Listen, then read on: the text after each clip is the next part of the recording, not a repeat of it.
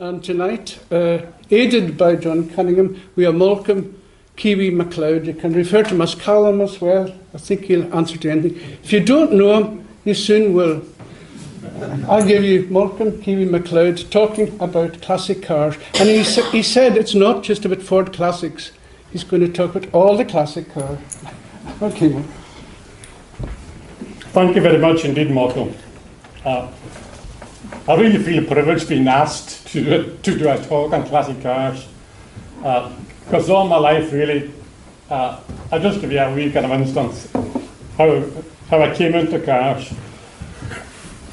In my era, when you were about 15, 16 and you were leaving school, you always had a job, you could always get a job as an apprentice. My father came home one day on a Friday. I finished school on a Friday. Father came home on a Friday. He says, you've either got a job with Jimmy Bowler or else in Charlie's garage as a mechanic. And I was thinking, by Monday I decided, join it, yeah, it's a clean job. You know, I could cope with that. Mechanics, that's a bit dirty, but I love cars. So I decided to go to Charlie's garage, and I spent about 10 years there. And which I very much enjoyed, and it was a kind of life's learning curve with everything. Cars, life, just about everything. But talking about this lecture, classic cars, what is a classic car, or when does a car become a classic? And there isn't really a hard fact date on it, but it's when a car is over 20 or 30 years old, it then becomes rated as a classic. But the funny thing is, in my era, in my younger days, there was no such term as a classic car. If you had an old car, it was a banger. It's an old banger, you had an old banger. There was no classic car. And the classic car term only came into existence, I would think, about 30 years ago, when people were able to kind of go back in their memories. But a classic car is a car, for me anyway, it's a car you always maybe desired, and a car maybe that passed by you and you looked twice when you seen it, or a car that you had an affiliation with, or a car maybe your family had, or something like that. But in my era, there used to be a few cars in the town that I really, really admired, and I kind of fell in love with cars in a certain way. And one of them was Lawrence's Bentley. Lawrence's Bentley, I never ever drove it. And it was an S1 Bentley, beautiful silver car, and the number was 4ERF. And I remember I was in Charlie's garage there, and he was the owner of Smith's Mill. And the car was always used past Smith's Mill, just across from Charlie's garage. And Robbie there used to be a wee garage there, and a guy was called Robbie, and he always used to kind of look after it. And I was there one day, and Robbie says to me, hey, you want to have a look at this car? And I said, yeah. So I sat in this car, and when I sat in it, beautiful leather, Connolly leather, Wilton carpets about thick, about an inch thick on the floor, and the smell of it, and just sitting in this car, you really felt something. I didn't even have to drive it when I fell in love with it.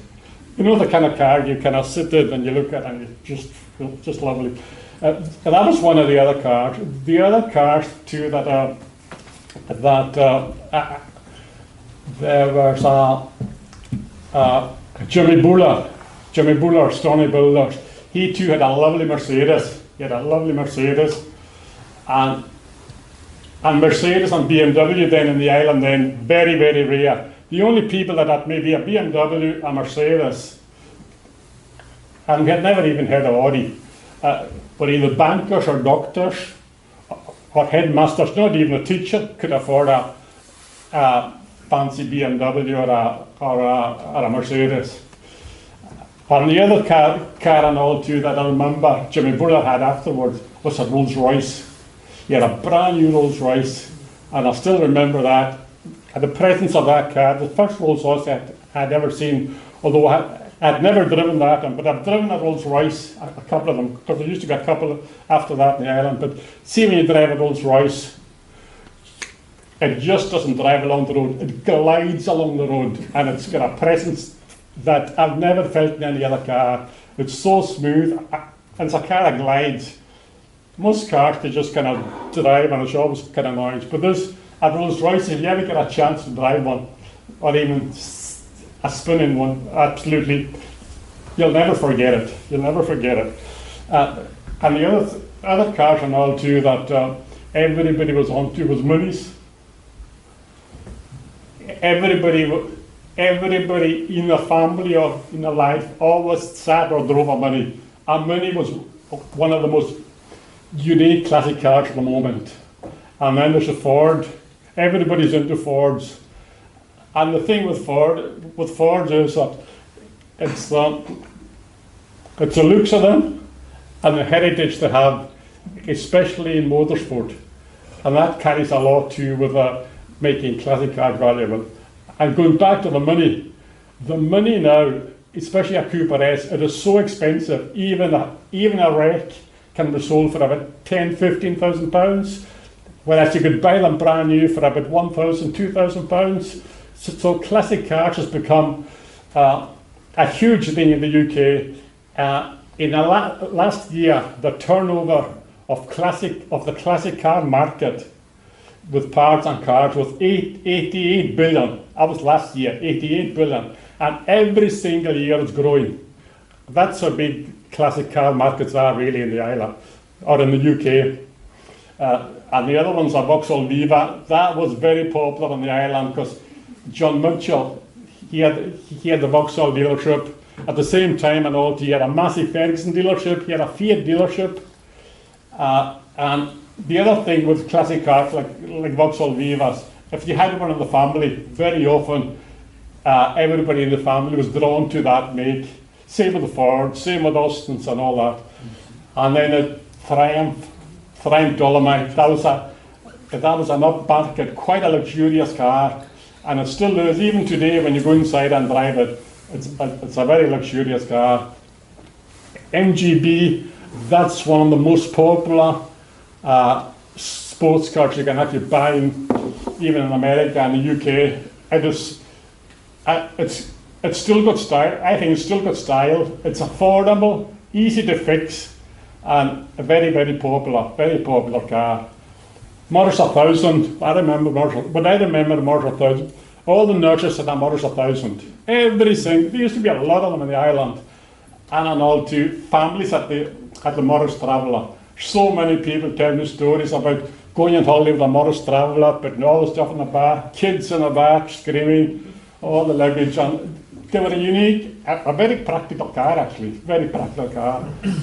And then there's the Austin 7, that was one of the first kind of UK cars, apart from the Model T, that was very, very popular, that the ordinary guy could buy. Ordinary guy could buy a Model T and an Austin 7. And there's a couple of them in the island, but we'll go into that in a wee while. And Porsches and all too, that's kind of a bit of my own iconic kind of classic car.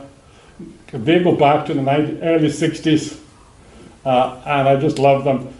German engineering, it's hard to beat. That's the kind of car that Lawrence had. A Bentley S1, 1960 S1 Bentley, and the car does carry presence. Absolutely beautiful car, beautiful car.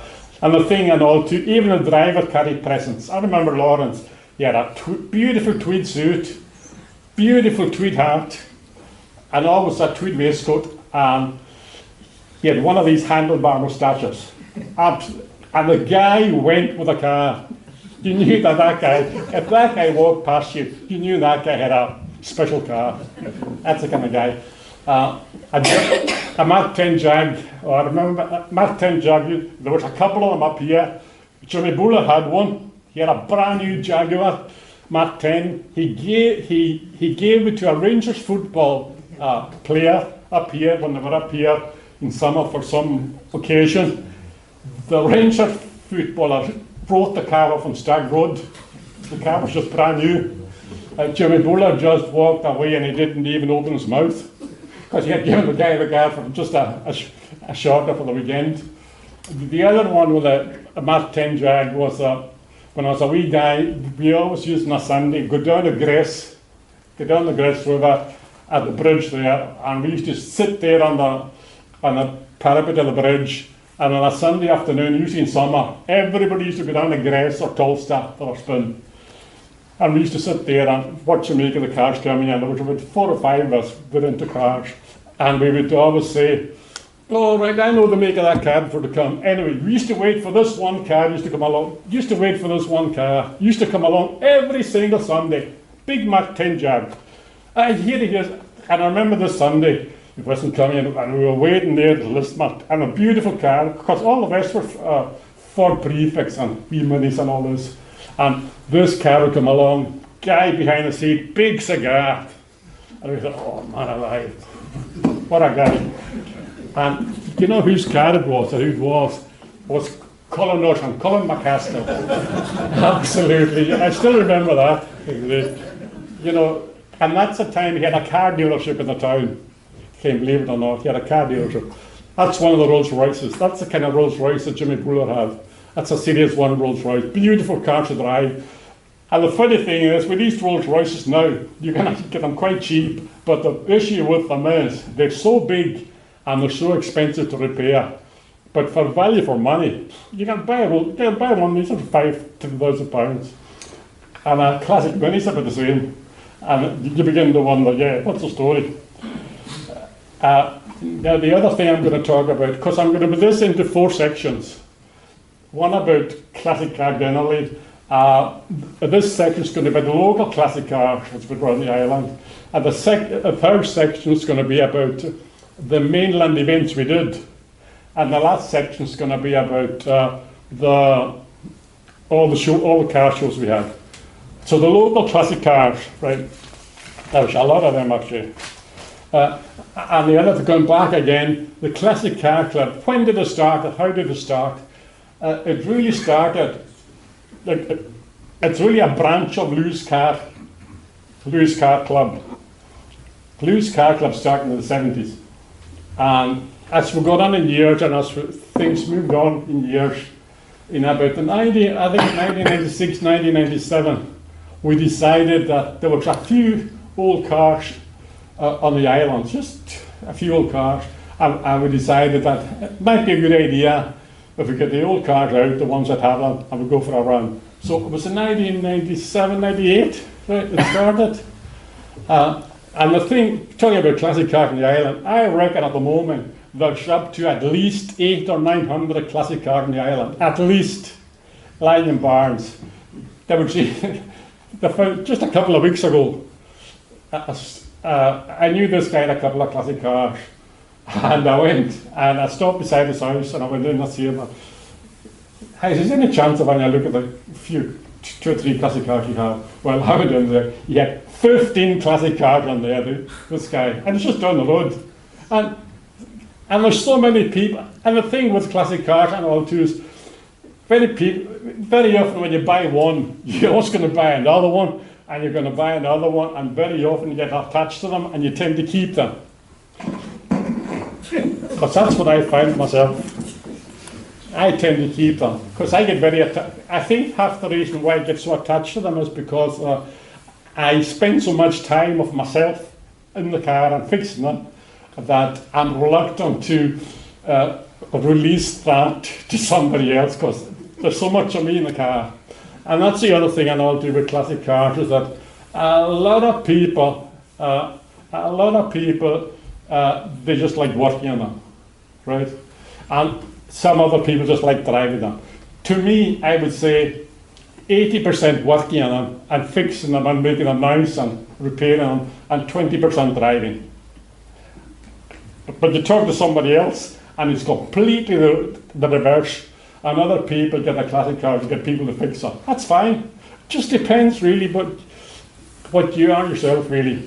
So tell me about the local classic car. The local classic cars. One of the first guys that inspired me to start the Classic Car Club was John Murdo Morrison in Tarbert. He owns the Tarbert Hotel, or he owned the Tarbert Hotel, and he was into classic cars, and he had a Morris 13. See the one in the middle of the picture there? with a lovely girl in front of it. That is a 1938 Morris 13, or a Morris 12. No, it's a Morris 12. A Morris 12. That car was bought in Miller's in 1938. I was on the phone the other night. 1938. It's still in the same family, right? Still in the same family. He still has it in Tarbert, right? And he doesn't use it much, but he starts it now and again. And that car was bought in Miller's 1938, and it's still on the island. And that's another kind of a famous classic car on the island. That belongs to Diane. She's from the west side. She's one of the ladies in the club. The other thing I know too is that in the club there was always 4 ladies that were really kind of pretty well committed, along with all the guys. And Diane was one of them. And she's still like that. She's still kind of car mad. When she went to school, I believe, she used to carry the Ford Performance car in her school bag. And the saying goes on all too, in her school bag, she used to have a screwdriver and a spanner in it. That's how keen she was, and she kept that on. And she was that far back now, well, she started, it's about 20 years ago now, as a club, that she used to take a wee girl with her in a baby seat in the front of the car. Now that wee girl now drives. She's got a classic car herself, and she now drives and comes to her club. The other lady that was really good into classic cars, the CJ, she used to have a Mini. She's married down in Agonish. She was very, very kind of dedicated to the club.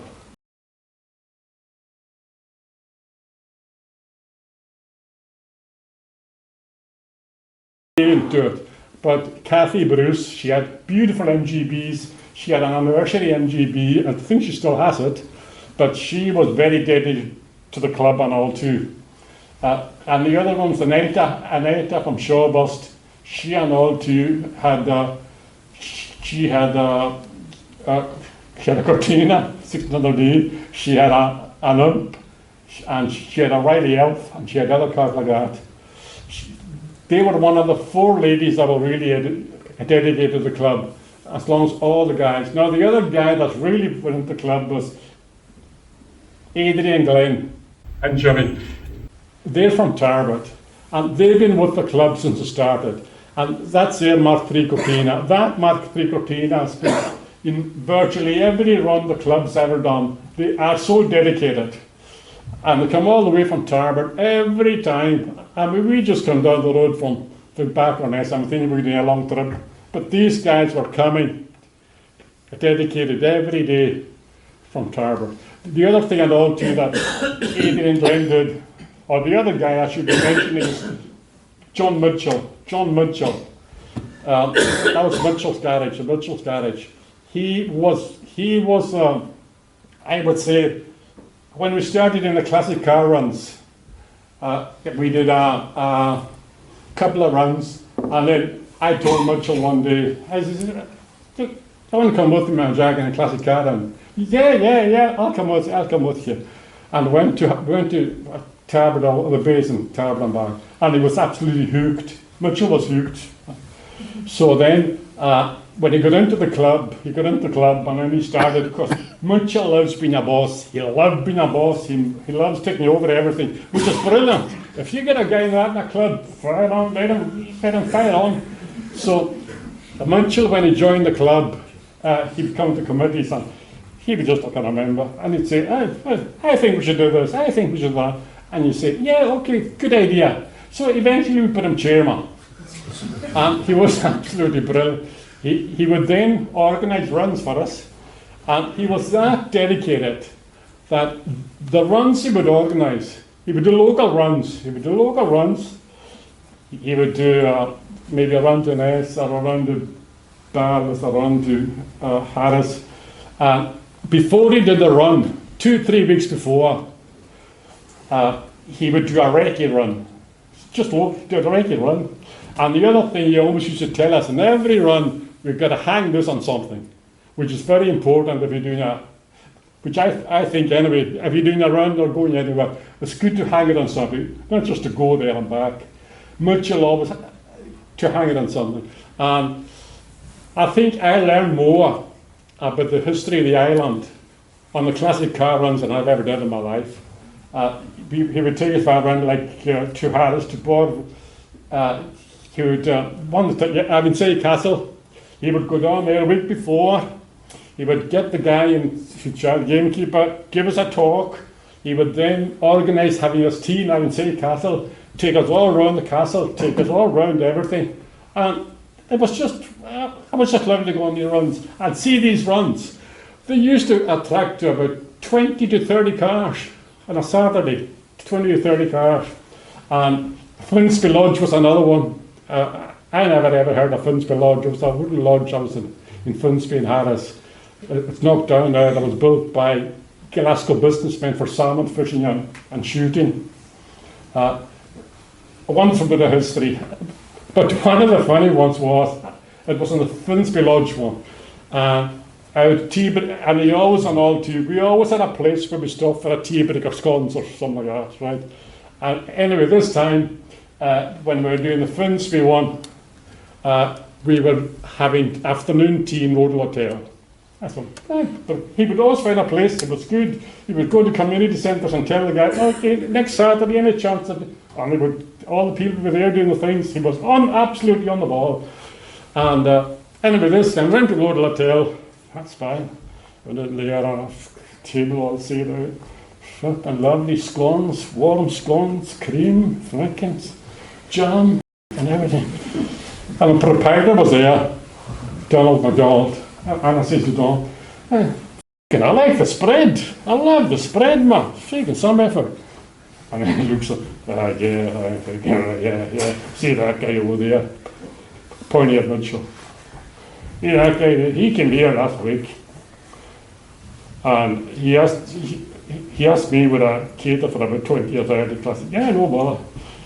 What are you going to give us? I'm going to give you shortbread and biscuits.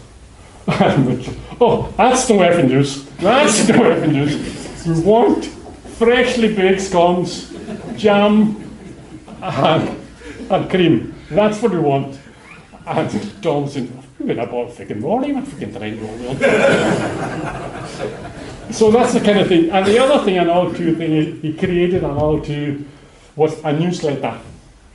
We had a monthly newsletter, and the guy behind that was Adrian Glenn up at the back there. He dedicated a few years of the club to this newsletter every month. Absolutely just. And the newsletter, I've got one here. I kept them all. I've got them all actually. It was called Freewheeling, the newsletter. Every member in the club got one. And this is our programme in 2011. And Adrian Glenn and Mitchell always had a good rapport, so they knew what was happening. And in May, the 1st of May, we had a Harris run, a South Harris run. And then in June, we had a Bowls Day in Ness. Right? And in the end of June, we had a treasure hunt. In July, we had an annual mainland run to Oban. Right? We always had an annual mainland run in the middle of the summer. And then the other thing and all too that people used to ask us a lot is, can you come to our show, a cattle show for the car? Yeah, we used to do that a fair bit. But then what really happened was, we were that keen in going to the shows, that the carnival show, the Oog show, the tongue show and all that. And it was always the same cars at the shows.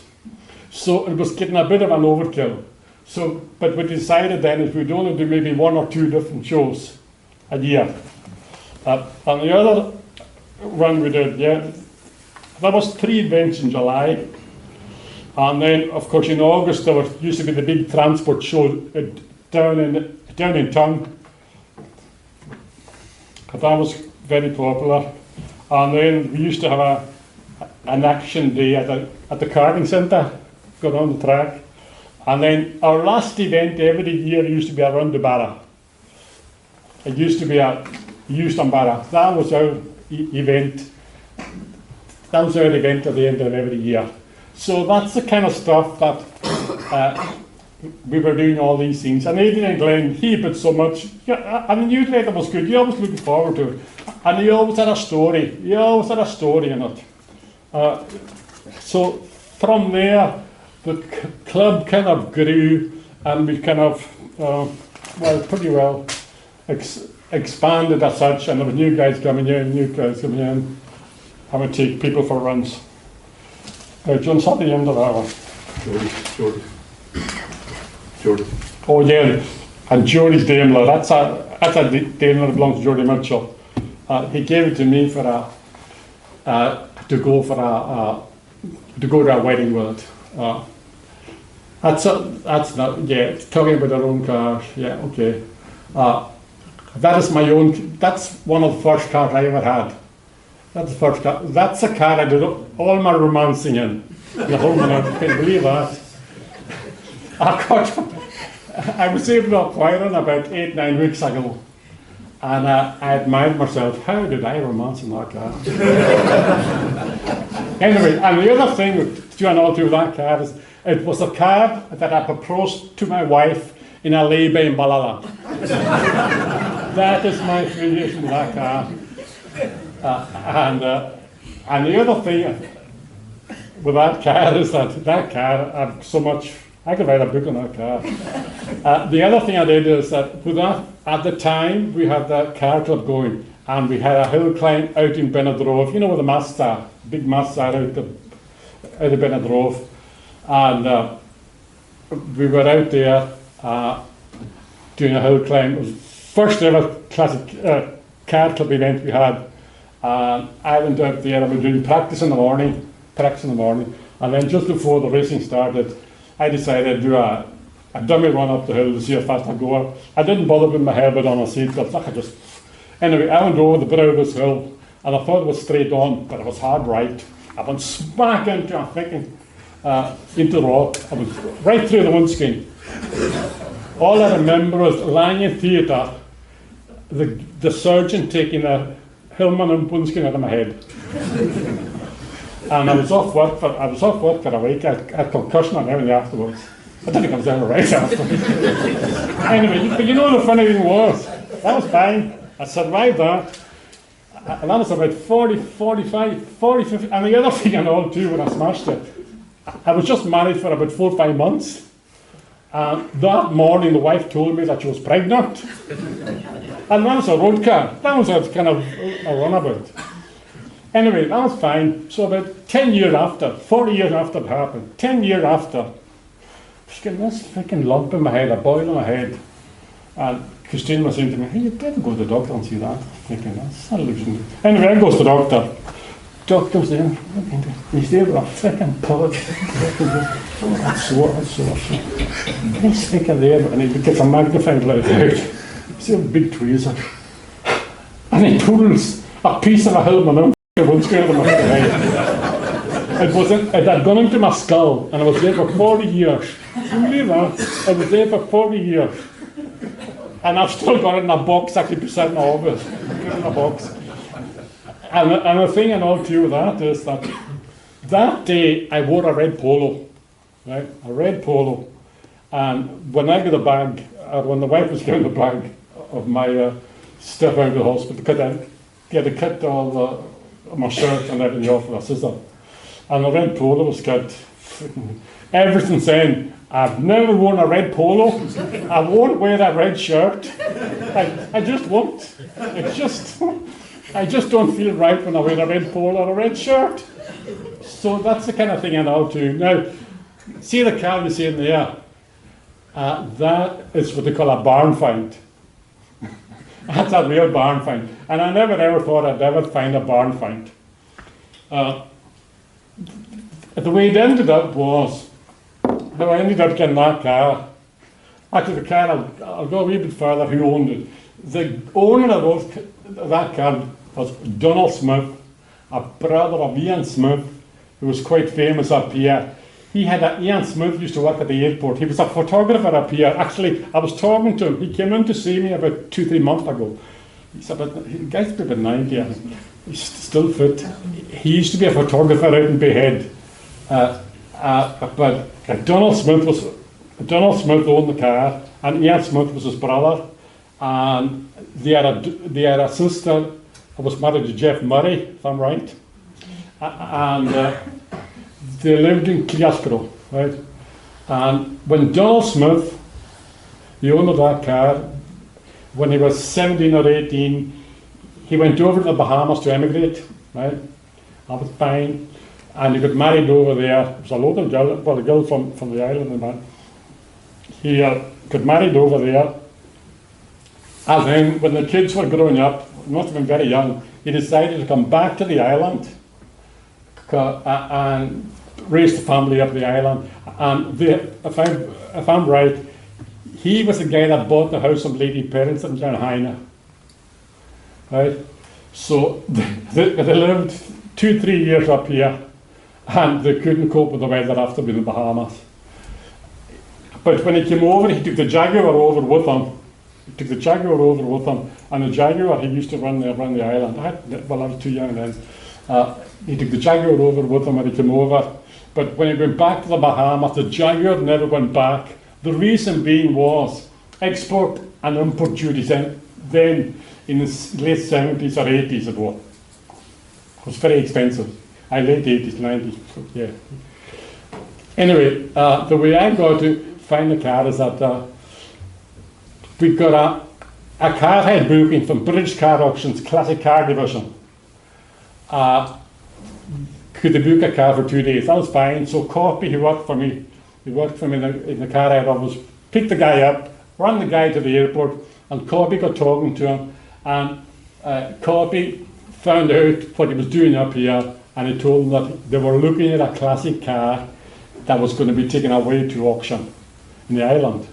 And Corpy found out where it was, and he said, it's in he found out, and it was in Jeff Murray's house, or the house in a barn beside Jeff Murray's house. So when Corpy came back from the airport, he comes to me, I came in on front, but there's a classic car, the guy's going to go, it's going to go to the island, there's a guy having a look at it.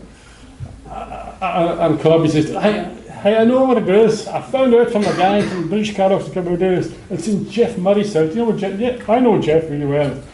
So I goes and phone Jeff Murray. And I asked him, hey, have you that classic car out in the shed there? Classic car in the shed, it's in my barn and it's taken up through my camp. It's been there for the last few years. And it belongs to my brother-in-law. And there's a guy up today looking at it, they're going to take the thing away out of my side. That was fine. Jeff, any chance of having a look at it? So I went over there, thinking the Mark 2 Jag or the Mark 10 or something like that, just I know. And he says to me, well, take a crowbar and a hammer with you, because the car was not crate to be shipped back, but it never ever went back.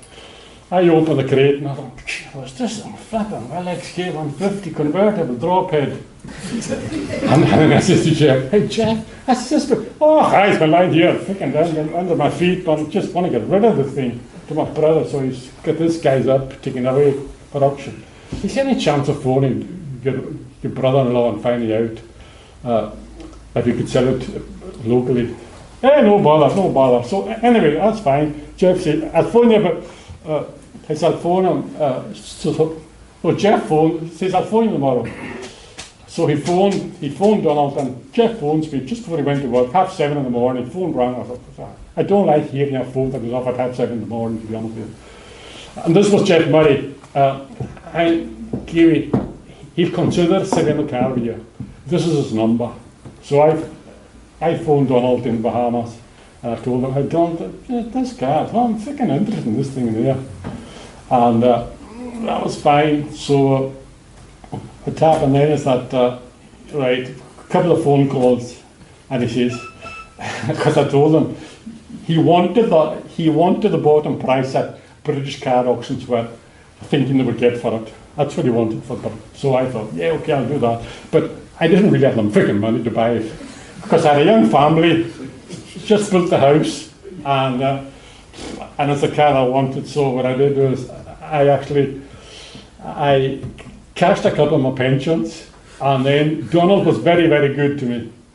Because I clicked with the guy, you're on the phone with these guys and you just kind of have a rapport with them. Well, I got a rapport with Donald. I was very, very good. He says, tell you what, he says to me, if you put half the money in my bank account on Friday, put the other half in 6 months' time, how does that suit you? I'm thinking, brilliant. So eventually, got the car, no bother. I was fine, cleaned it all up. The car was actually quite good, because because Donald used to come home to the island every year, and he used to start the car up, but he didn't move because it was in a box. Anyway, I was fine, so I got a car, got it all done nicely, and I decided then with Corpy and myself would go to the Classic Car Motor Show in Birmingham. First time ever in Birmingham. Classic car. Right. So anyway, got the car ready, going beautiful. I can headed down the road where we down it was 82, 3 William went, and it was bucketing there. Anyway, what I noticed with the car, because I hadn't really a long run with it, took it down there, and I had a very good friend, Ian McKeever. He was a bank manager in the Royal Bank up here. Ian McKeever, really nice guy. I clicked him because he's in the Classic Car. He had a big Rover, a couple of Rover. His father had the Rover, because the Rover is a bank of car actually. Every banker didn't get a big Rover. Anyway, Ian McKeever then, he was a banker down in there, and I clicked with him, and I was always in touch with him, and I was saying to him, I am going down the NEC show, but I'm taking my Jag with me, but I'm not sure it'll reach or not. And Ian says to me, I tell you what, if you can make it to Glasgow on air, he said, I'll give you my car. So anyway, go down there, and through Glasgow, when I was in traffic, the freaking oil pressure was freaking dropping. But it was fine once I built up speed again, I was getting cold. That's when the temperature went up, the freaking oil pressure went down. You never can feel it. Anyway, that was fine. So, got the thing on that. Yeah, I used the car in until I come back. So, I waited 4 days. And that's a car, that's a key of the car. Brand new Volvo.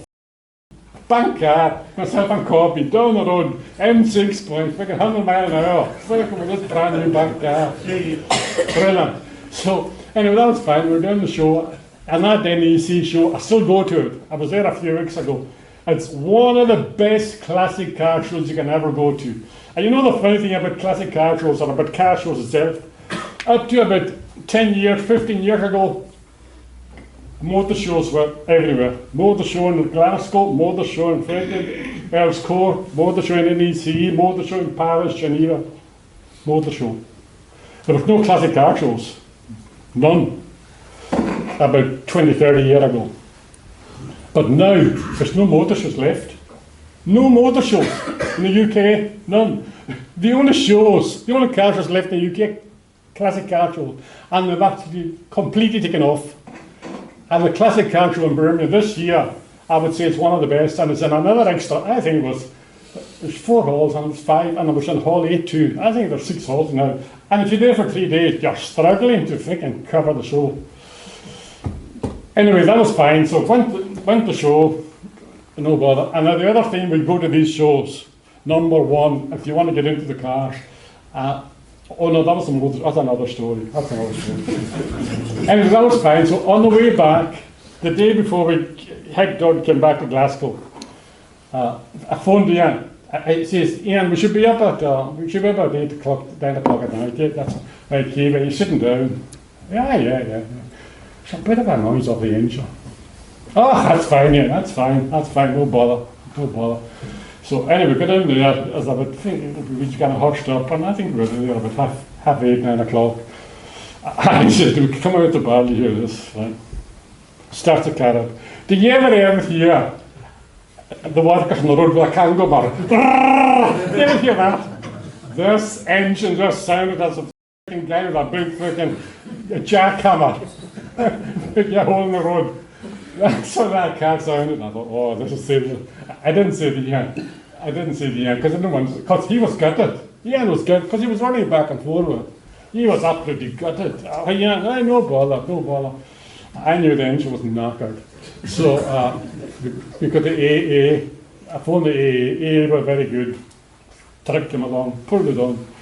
Anyway, got it up to Stornoway.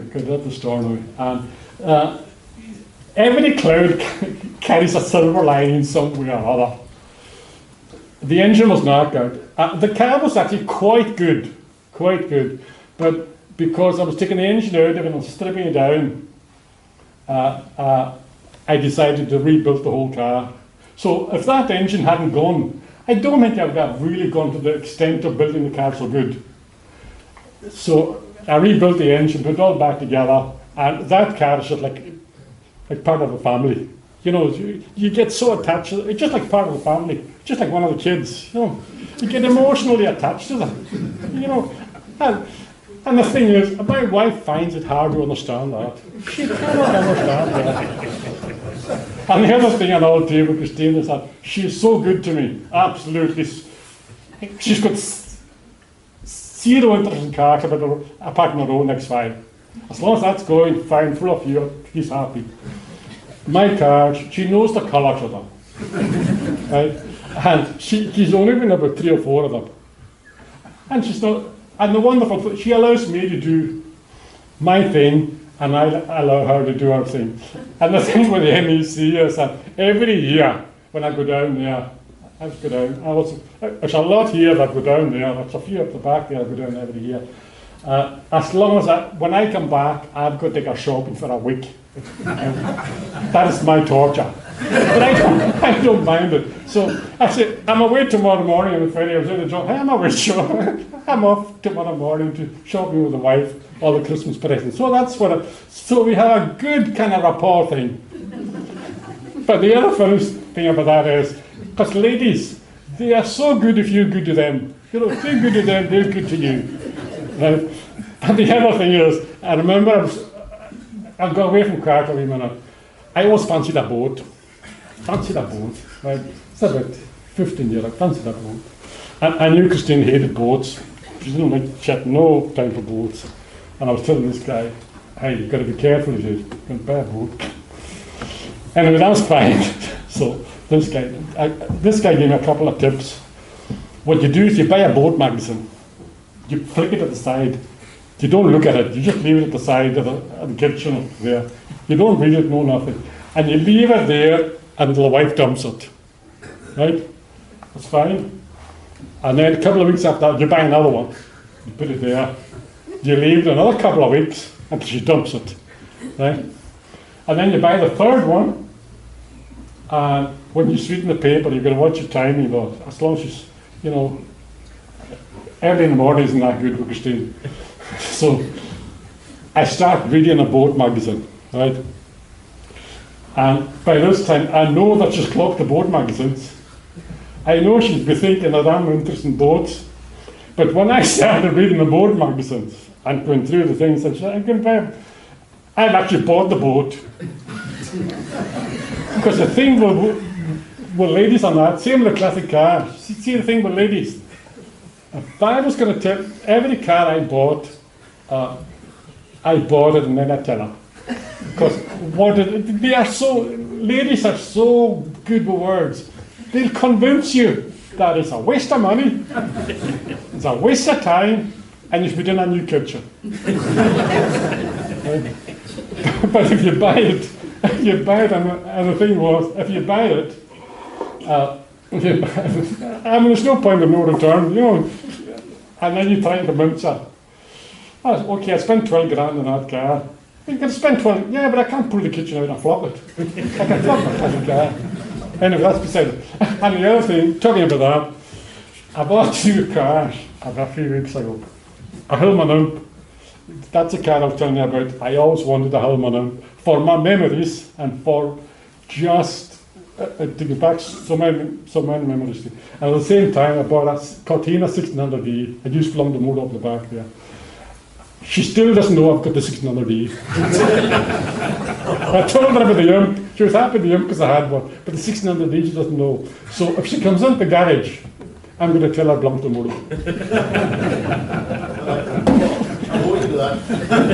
So that's the kind of thing, really. Right, how are we doing now here? Yeah. And the other, yes, Mitchell labelled as Vauxhall. And the guy that's sitting beside him there is Calum. Now, Calum was a dedicated club member, it still is. Calum Mackay used to go Mitchell on these recce's. Even when we did the mainland recce's, Calum Mackay, even when we did the mainland recce, what I should say is that Mitchell would go away about a week, 4 days before, down Fort William, Woburn, thinking, Inveraray, thinking, Gallagher, clock out all the hotels, do all the bookings, make sure that, and the other thing I know too is that he always had somebody to hang it on. I remember when down in Inveraray, it was a jail, Inveraray jail, and every area we went to, every time we went, there was always an important thing thing to go to visit, which I think that's very important, especially if you're going somewhere, and especially if you haven't been there before, and you're going to this place that, a bit of a historical value. Right? Okay. That's one of the most iconic kind of classic cars, Mini. That is an unusual Mini, because Minis usually have the engines in the front. And a guy up here that decided that wasn't a good idea. Mark and Fudge. Fudge decided, ain't a good idea having an engine in front of a Mini, better off in the back. So, but he gets a Honda engine. I just done down the road in a shed there. Gets a Honda engine, plonks it in the back of this Mini, and that Mini is so quick it'll beat anything that's on the road. And see to look at it and see the way it's done, it's like a piece of engineering. It's just a beautifully done Mini, and it looks like an ordinary Mini. And that's another one too, another car that's quite famous in the islands, John Mitchell's, Jodie's son. That's a Volkswagen Beetle that is modified, and the engine that's in it, it's been developed and tuned by this a guy called John Mayer down in Leverborough, and John Mayer was the bus with the bus trucks. This group, he was a singer. Was he a singer or a drummer? He was a drummer for the bus, and he develops and builds race Beetle engines. This guy down has in a shed, just a freaking wee shed, you would never ever think. And he's got a big dyno in there that tells the power, tells all that. And this guy does engines for pretty well around the UK, around Europe, even in America, in sense and so on. And I remember being at one NEC classic car show, and there's a Beetle there, and it was a Concorde thing. And it said, engine rebuilt by John Mayer, Isla Harris. I thought, that's good, that's good. That's us now. What's really happening, one of the things that's happening on the mainland is what they call a coffee run, or coffee stop. You have these cafes, and people, classic cars, go there and stop. But we were trying to do one Stornoway, but we find it's hard to find a cafe that's open after 8 o'clock at night. At one time, we used to be the Lido or the Rendezvous. Anyway, that's in the car park in town. That's just the local cars. That's my son and all too. He's into classic cars and all too.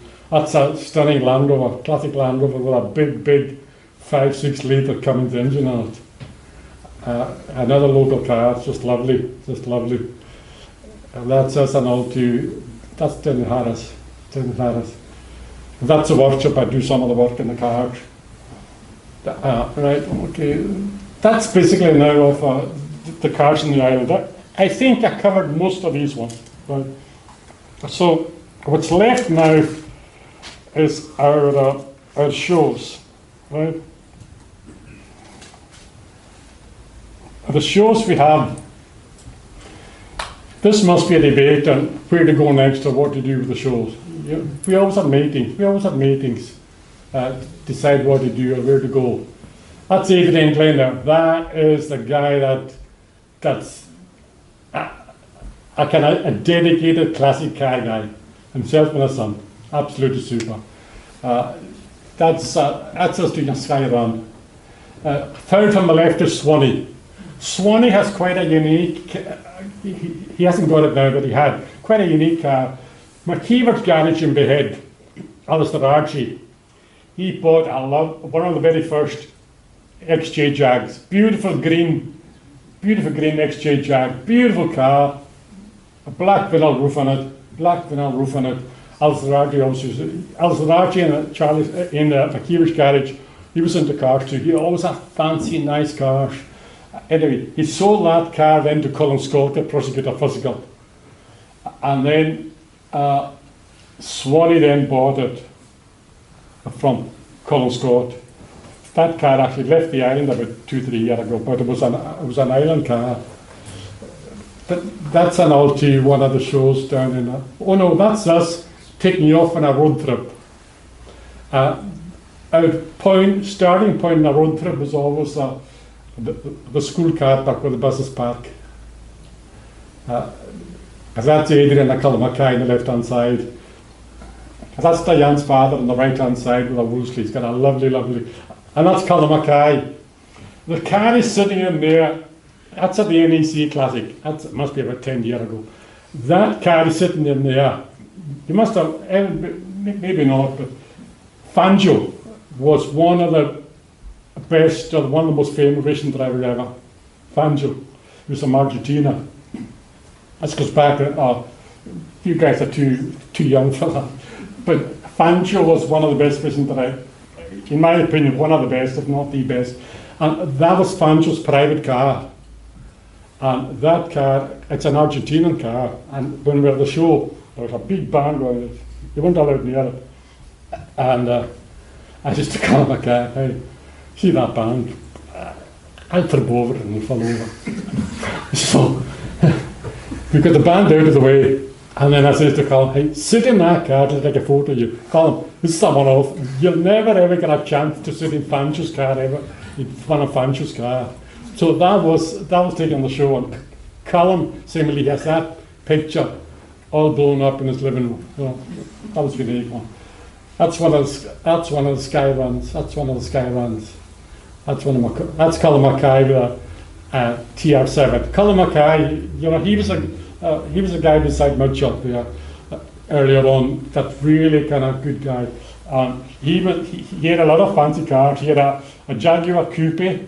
He had 2 or 3 TR7s.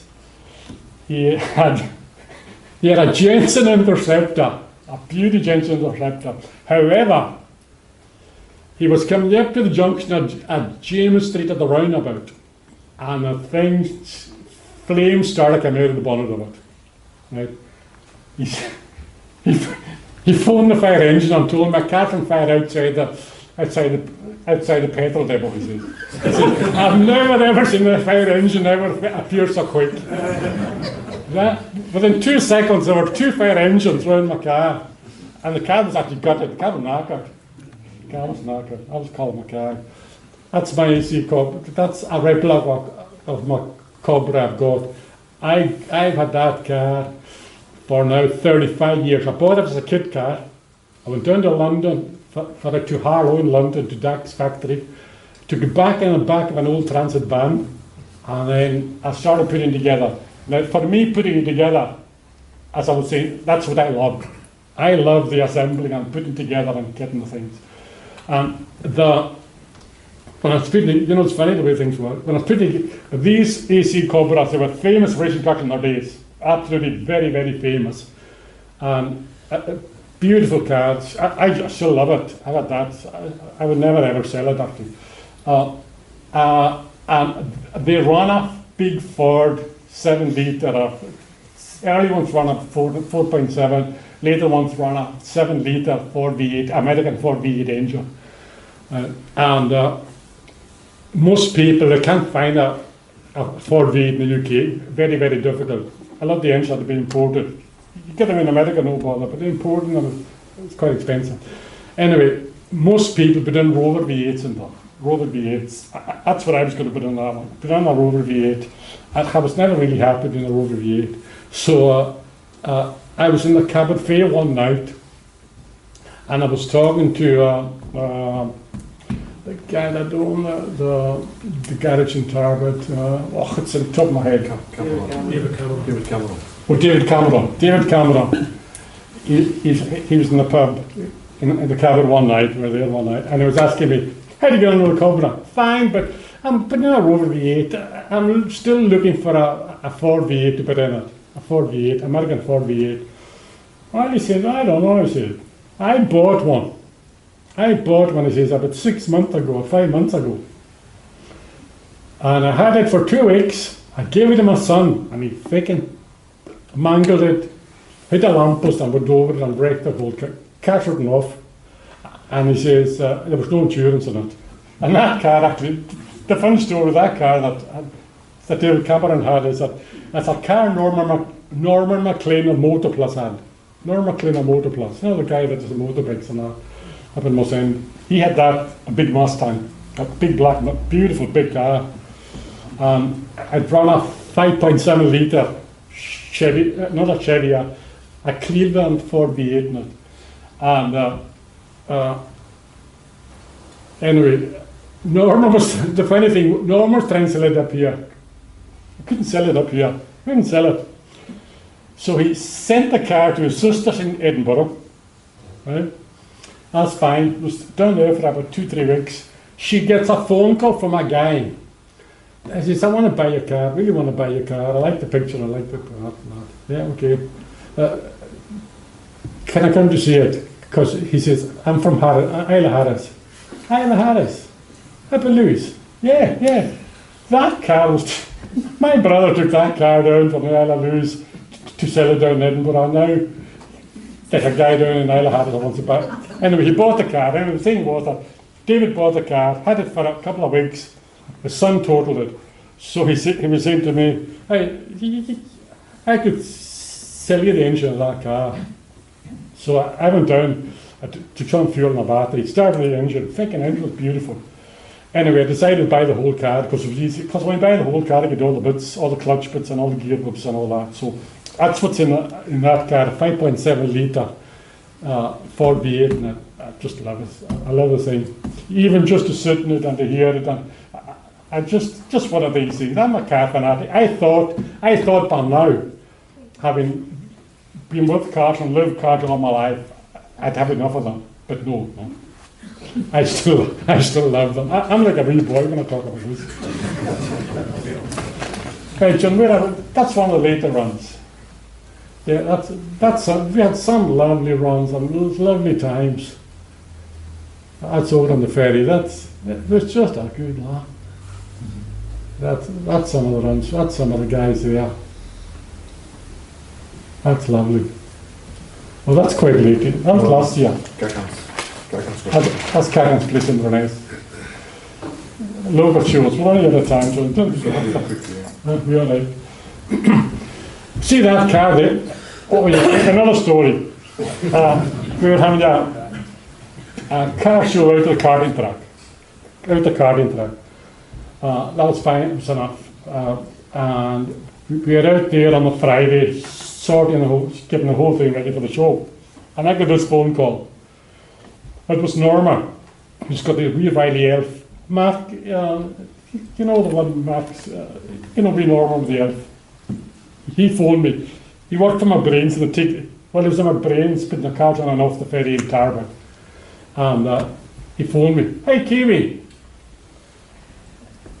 is your show still on tomorrow? Yeah, show's on tomorrow, no bother. Well, there's a whole pile of E-types on the boat, and I was talking to them, and I was telling them there might be a show in Stornoway. And they asked, could they come along to the show and have a look? That was fine. I said, no, yeah, fire them on. Tell them to come along at 1 o'clock. We started at 1 o'clock. Anyway, that was fine. So, fuck's sake, 1 o'clock, this whole pile of E-types, it must be about 10, 12 of them. E-types came along there. Yeah, that was lovely. It really adds to the show. I mean, nobody ever sees that many E-types up here.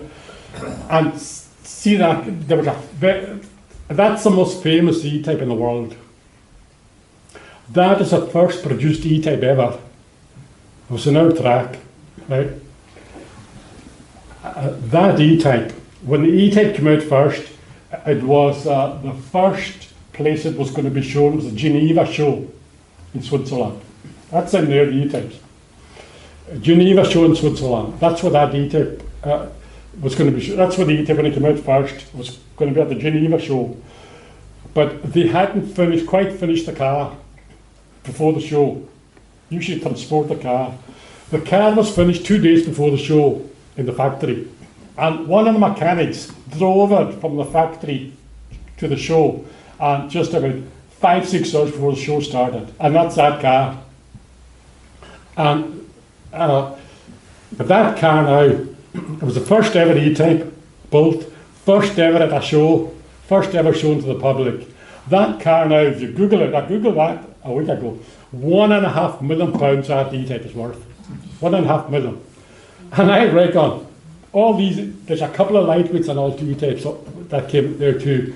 The lightweight's about £500,000 to £1 million. And there were three lightweight E-Types here.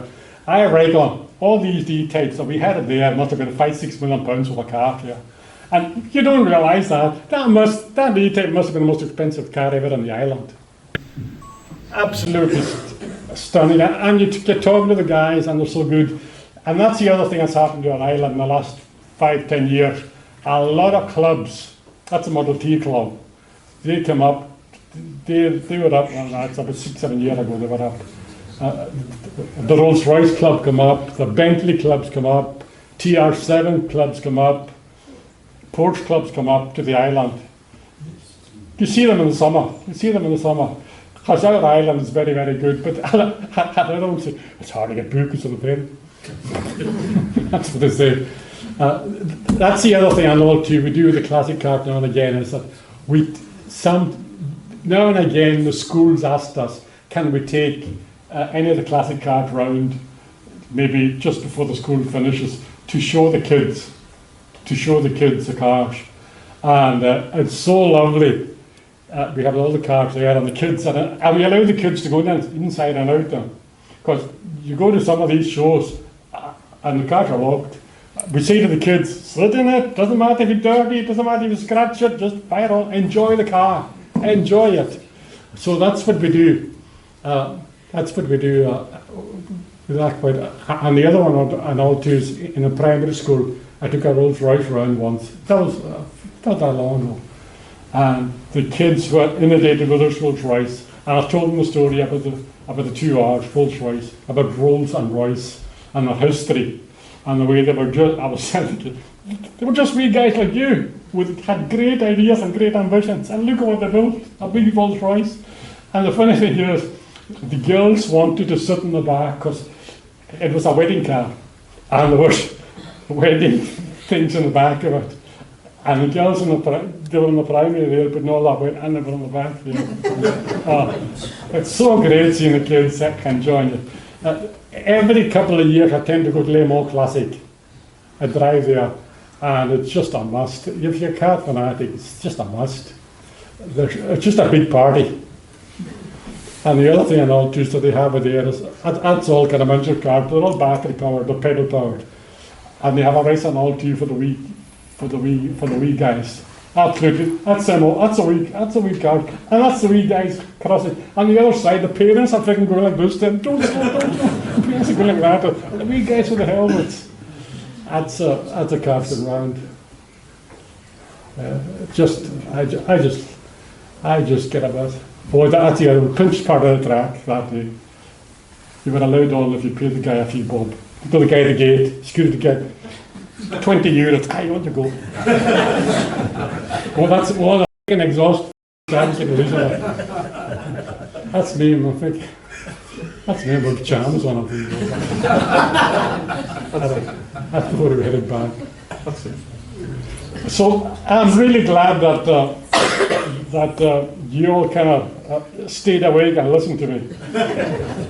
And thanks very, very much indeed for coming. So, any questions on anything really? Any questions on anything? The other thing I know too that people say to me now and again is, hey, I'm going to buy a classic car. Hey, have you got a place to keep it inside the winter? Oh no, I just forget it. It'll rust before your eyes. You need a place up here to keep them inside. Even when you have them inside, you've got to still kind of nurse them and look after them. But the best one of the lot is a carcoon. You put the car in and there's an air bubble and air's blown into it and it's filtered through charcoal so no moisture gets in and the car comes out beautiful. I was talking to one of the guys at Carcoon at the show this time. And I said, Giselle, yeah, hey, we're developing a new one. What's it for? Classic car wives. What do you mean? Oh yeah, he says. I think there's a demand for it. But he says, we have a problem. He says, we don't know, is it better to the wife when she's asleep or early in the morning? We still haven't come to that, but we're working on it. The guy was so funny. And the other thing I know too is that some people buy a classic car because they want to make money, want to make a few bob.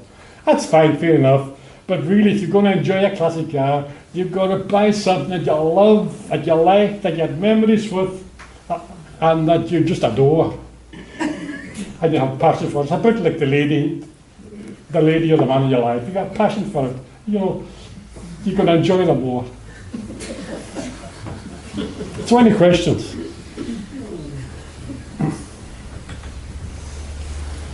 Somebody must have, yeah, that's you there. What's kicking about now on the road that people are enjoying that you reckon is going to be a classic in the future? What's going to be a classic in the future? What kind of cars are going to be classic? Oh, the Ford STs. Anything Ford. Ford's got a huge following up here. Absolutely. Ford ST, low mileage, untouched. Mileage, such a big thing. There was one sold there at that classic car auction at NEC. It's a Ford, cost was 202,000. Absolutely. But people buy them for museums. That's why a lot of people buy these expensive ones. There was another guy who said, about 4 or 5 years ago, it was an RS2000 being sold at the show. It was just like new. Even the paper sticker on the exhaust was hadn't burnt off, was still on it. And I was sitting beside this guy, just a guy, he looked just like an old farmer. And he was bidding in this RS2000, and it was at 70,000, plus 70,000, 72,000, 78,000. At 80,000 they pulled out. And anyway, it went up to 85. But then you got to watch on all two of these auctions. When it's sold at 85, they have VAT, they have VAT in it, they've got commission on it. That car would have been over 100,000. Because the guy says to me, if you pulled out, yeah, it says, see any over 80, I mean, you're talking 100,000 by the time that car's out that door. And he says, why were you bidding on it? I had that car 10 years ago, and I sold it for 25,000, right? And that was expensive then. I know that car is good. I know that car was kept in a museum. And that's because I knew that it was good. But this guy had a collection. Like, I mean, there'd be a few here that just didn't have one car. You could have 2 or 3. You know, that's just addictive. Just addictive. But as I was saying, Ford is anything Ford, any sporty Ford. And the other thing and all too that makes a car quite expensive is if it's got a good sporting heritage. Like the Mark 1 Cortina, Mark 1 Cortina, Mark 1 Escort, Mark 2 Escort. Sporting heritage, not Minis, sporting heritage. Some of the Jaguars, some of the Porsches. That's quite. And the other thing and all too that, not heritage, but history is quite important. But the other thing and all too, this guy told me, I'm buying this car. I bought one like that. And the guy said, oh, I've got a big file of stuff that was done to it. Right? And this car I bought was only 50,000 miles in it. And I looked at it, but it, you know, big file. Big file.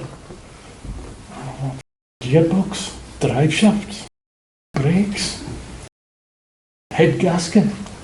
And I said, I not have a good file, but this car has been trashed. This car has been trashed. There was another one and all too. That was the first Porsche I ever bought. 911, a grey one. Tell you a story about that. I bought this. I was always after 911. That was my dream car since years ago. I'd gone to Ingolstadt, and there were Porsches there on a stand, and it was a turbo on the old, and that lovely flaring. So I thought, one day I would love. I get so thrown into I just love one of these things one day. Anyway, I decided, right, I've got money aside to buy a Porsche. So I went on holiday, and I went on holiday for a fortnight, and the wee fellow was with me because the others had grown up, and I hadn't told the wife I was looking for a car, but that's what you do. Anyway, that was fine. That was the day of the auto trader. So we were down there. I was looking for a Porsche. Anyway, we've been in Scotland for about a week. I went round Scotland for a week. And I must have looked at 10 Porsches 911s. Looked beautiful, motor. You looked underneath.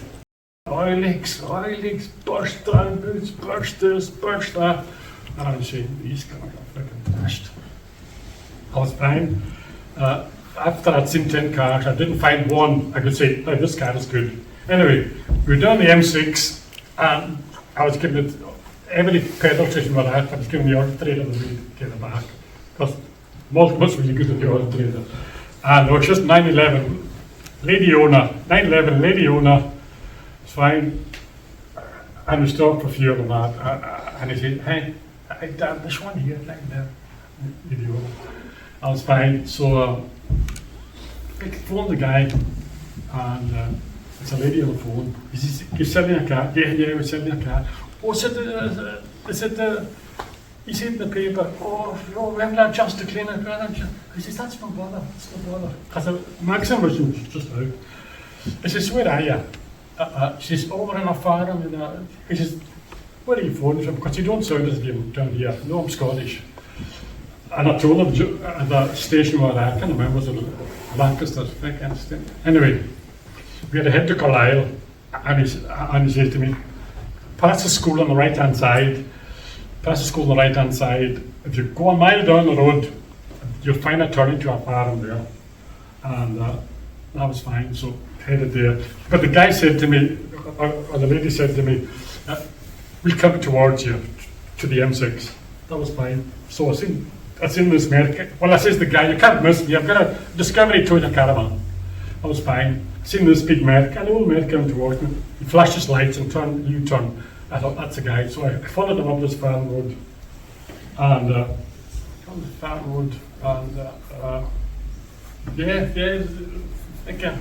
and his wife came out. A lovely wee lady. She went, oh yeah, got a Porsche. But we haven't cleaned it. Oh, that's fine. That's the kind of like. I didn't do that to her. That's the kind of like. Anyway, it's in the big shed there. You know these farm freaking sheds. Big sheds everywhere. We can open this shed. Beautiful. 1926 Rolls Phantom. Right in the middle. Black with the yellow. No, the yellow up the side. Beautiful car. I didn't send it. I just said there was a freaking in the corner, an Aston Martin, another two Rolls, a Bentley. In the very far corner was a dusty 911.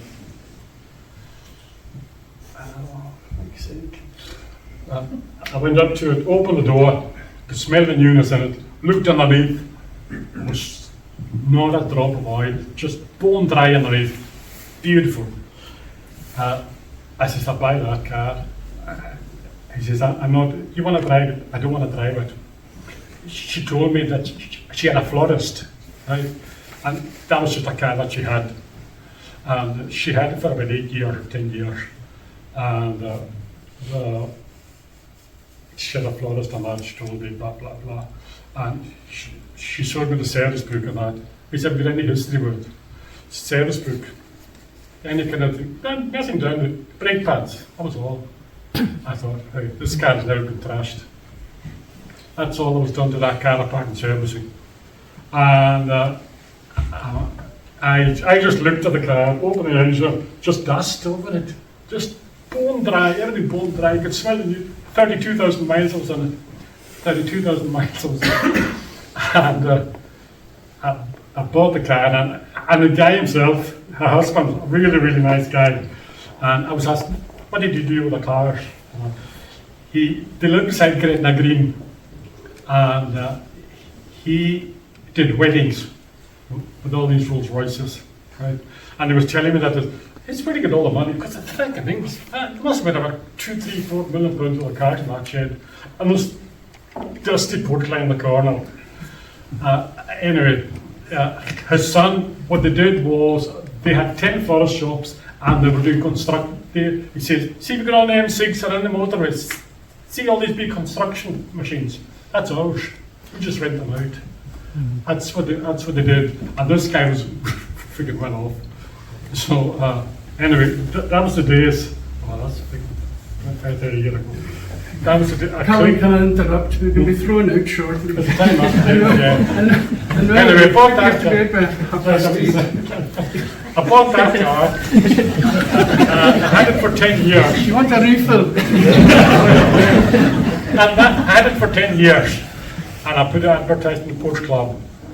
I'll tell you what I paid for it. I paid £17,500 for it, 10 years, really, right? Which was a lot of money to me then.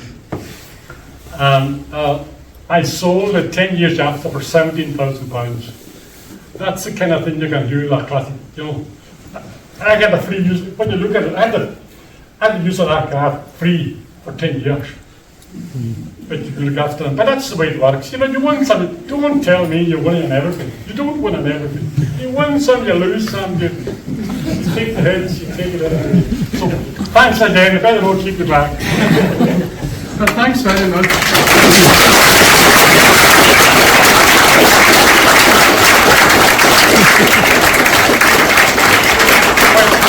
Jonathan's answer to Jeremy Clarkson. One more thing with that, maybe now. Maybe I shouldn't tell you this one. One more thing. My wee fellow then, he was 15 or 16. Right, 15 or 16. And he was quite a good driver. And we used to go down the airport. You know, you could then go along the runway. He was there, round the corner. Actually, just before you go on the airport, you turn right, and then you turn left again. Well, he was quite good, but he wasn't used to a rear-wheel drive car with an engine at the back. It's a different kind of handling thing. They tend to be tail happy. He went round, he was there, I've got a hold of it. All of a sudden, things whoosh, goes spin, rips all that whole fence down the whole side. All these things. Put it on the fence beside the big hide. Right? And fortunately, it was a fence and wooden posts. I just into the back wing. So we were down there 12 o'clock at night. It's very short. Post back in.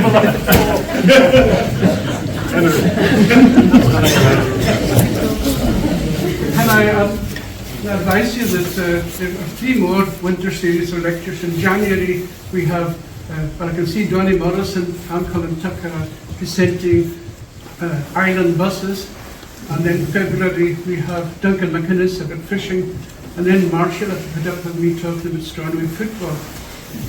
Can I thank Calum for coming along and for John Cunningham for helping him with the images. It was quite an ordeal. Thank you all for coming along.